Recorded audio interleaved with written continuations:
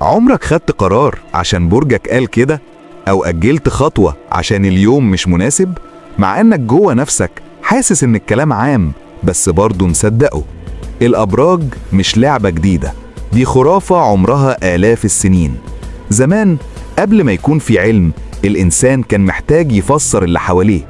النجوم اتحركت يبقى في رسالة، الشمس اختفت يبقى في إنذار، ومع الوقت السما اتحولت لدليل حياة. ملوك كانوا بياخدوا قرارات حرب بناء على مواقع النجوم، ناس كانت بتتجوز أو تخلف حسب البرج. بس السؤال المهم، ليه لحد دلوقتي بنصدق؟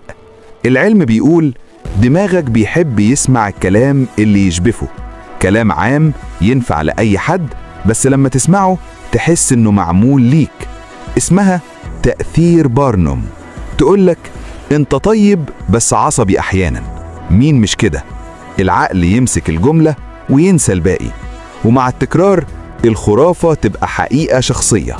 يعني الأبراج مش بتتحكم في حياتك، اللي بيتحكم هو تصديقك. ودي كانت أصل الخرافة.